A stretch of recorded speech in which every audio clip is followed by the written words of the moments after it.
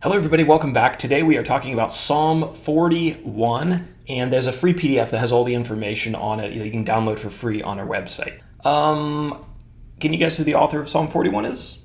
Yeah, that's right, it's still David. David's streak continues. There is a New Testament reference back to Psalm 41, and that is John 13, verse 18, which we will discuss in the last section of our study today. Two themes to talk about and no definitions today. So our first page is looking a little bit sparse. The themes, number one, God blesses those who help the poor. And then number two, we're going to talk about God helping David to recover from a sickness and to triumph over his enemies. And bam, we're already over to page number 2 to our outline. Now, 13 verses, I have broken it down into 3 sections. The first one, blessed is the one who considers the poor. So David begins this psalm talking about benefits that a man who cares for the poor will receive from the Lord.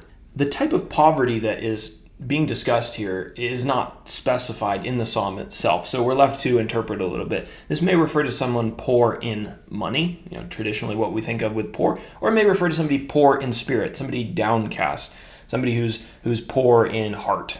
David says that God will protect the man who cares for the poor, guide him through his troubles, and help him recover from sickness, which leads us into section number 2, David's sickness, in verses 4 through 10.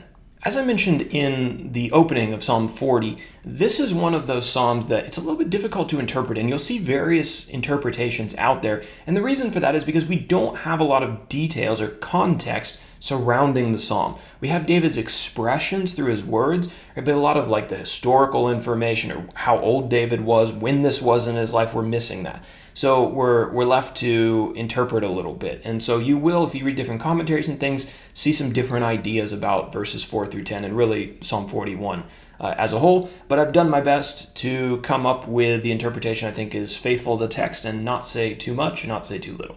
So David has just talked about how a man who cares for the poor will be protected and healed by God. Now, we talk about David's sickness, it seems that David is implying that he was such a man. He was a man who cared for the poor, and therefore he asks God to heal him. He needed healing from the sicknesses of sin.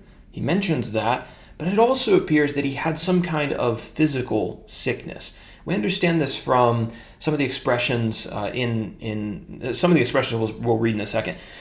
David's enemies, we're told, were hoping that he would never recover. They asked, quote, when will he die and his name perish? So they're, waiting around his palace or whatever. They know that he's sick. They're like, man, I hope he keels over and dies because we don't want to deal with him anymore. Even some of his friends, it said, betrayed him. They joined in the wicked, wishing for David to never get up from his sick bed.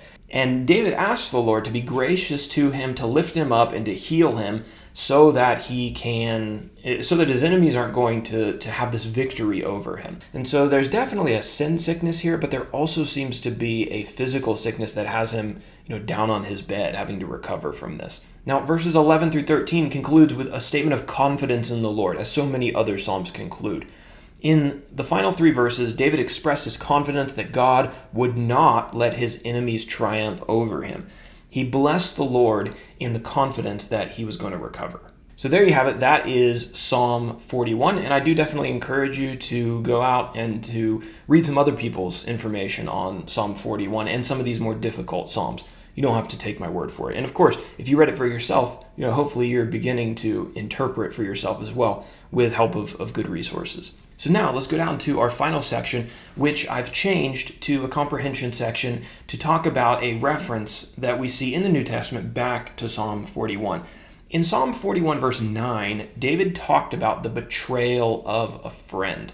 This friend, quote, lifted up his heel against David to do him harm. Now, after Jesus had washed the feet of his disciples in John 13, he predicted that one of his apostles would betray him. If you're familiar with the New Testament, you'll know that the name of that was Judas Iscariot, the man who identified Jesus by kissing him when he was in the garden right before the Jewish officials came to arrest him. Jesus prophesied Judas's betrayal before it happened, and he did so using the words of Psalm 41 and verse 9. You can read his words in John 13, verse 18. So just like David, Jesus was betrayed by a friend. Judas repaid Jesus' kindness with a shameful act, and Jesus prophesies about this using words from Psalm 41. So one thing that's pretty clear from our previous studies, and we're not even a third of the way through the book of Psalms yet, is to understand the life of Jesus and the words of Jesus, it's really helpful to know the Psalms. We've seen several quotations from Jesus' life and his ministry, and also several when Jesus was on the cross. So the story of Jesus is much richer to us. It's much more understandable when we go back to the Old Testament and we understand, where some of these phrases that Jesus is citing appear, and how David, or whatever author of the psalm it was, how they were using them, and then how Jesus then uses them in a parallel way.